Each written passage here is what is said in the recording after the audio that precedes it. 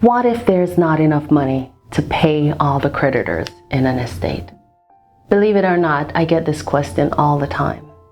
Your father, your mother, your aunt, whoever passes away, and they pass away with debt, serious debt. And now you, as the administrator of the estate or the executor of the estate, you have to sort out this mountain of debt, and then you have to decide which will get paid, which one do I have to pay? Because not all debts die with the person when they pass away. And so we want to address this today. My name is Megone Trewick, lead estate planning and probate attorney here at the law office of Bryan Fagan. And I want to talk this through with you briefly.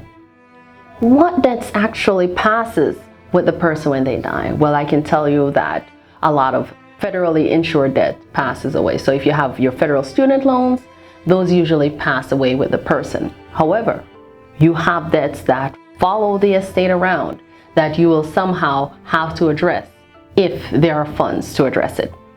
If you are married and this debt is a community debt, so you took out the loan together with your spouse and then your spouse passes away, unfortunately, that's now your debt.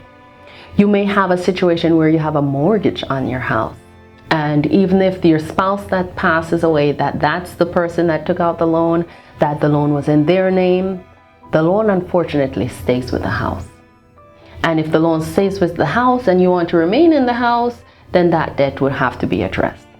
And that may mean you taking over the debt, that may be the loan being assigned to you or whatever, but that debt needs to be addressed, or unfortunately the bank will foreclose on that house.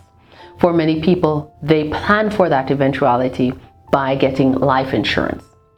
However, you have a situation, you've gone through probate, you're now the administrator or the executor, and you have the list of information, the list of debts that the estate has. Then I like to categorize these debts as following. You have your secured debts, that these are debts that are actually secured by some kind of collateral. If it's a mortgage, the collateral is a house.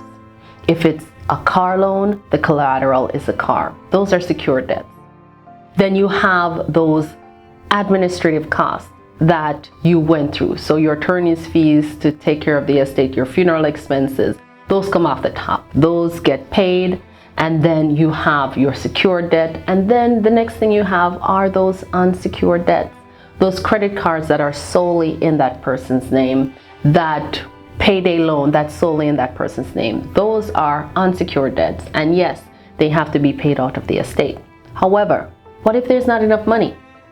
If there's not enough money in the estate, then you may have to negotiate with those creditors.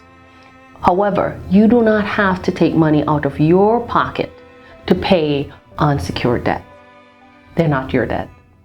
So if you want to talk more about that, if you like this video, go ahead and like it. We have other videos that are going to specifically talk about this, but we'd love to also talk to you here at the law office of Bryan Fagan. You can like us on Facebook, you can go to our website, you can even call us, 281-810-9760. Again, my name is Megone Trewick.